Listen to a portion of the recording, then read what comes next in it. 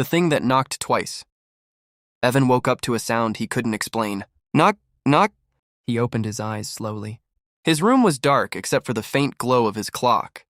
2:14 a.m. He held his breath. Knock, knock. It came from his window. Evan sat up.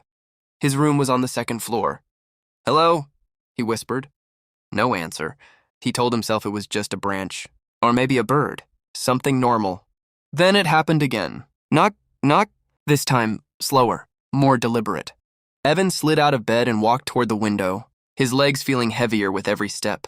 The curtains were closed, but something about them looked wrong, like they were barely moving, like something had just touched them. He reached out and grabbed the curtain. For a second, he froze. Then he yanked it open. Nothing, just the empty backyard.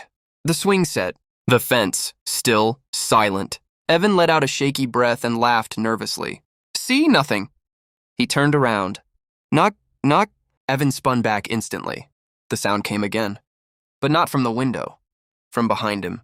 From inside his room. His heart started pounding so hard it hurt. That's not funny, he said, even though no one else was there. Knock, knock. Slow. Right behind him. Evan didn't want to turn around. Every instinct screamed not to. But he did. Nothing. Just his door. Closed. He stared at it. Knock, knock. This time it came from the other side of the door. Someone was out there. Relief flooded his body. Mom, he called. Dad? No answer. He walked slowly toward the door, trying to steady his breathing. Who is it? Silence. His hand hovered over the doorknob. Then, a voice. Quiet. Right on the other side. Evan. His stomach dropped. It sounded exactly like him. Evan, it whispered again. Let me in. Evan backed away. No. The voice changed. Still his voice, but wrong now, stretched, twisted. You already did. Evan's eyes widened. The window. He turned slowly toward it. The curtain was open. And outside, standing perfectly still in the backyard, was him. Same face, same clothes, same everything. Smiling. It raised its hand slowly and knocked on the glass.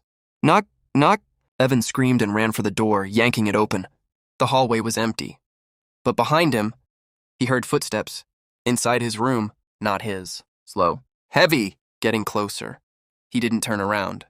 He just ran, and from that night on, Evan never slept in that room again. But sometimes late at night, from the other side of any door he closed, he still heard it. Knock. Knock?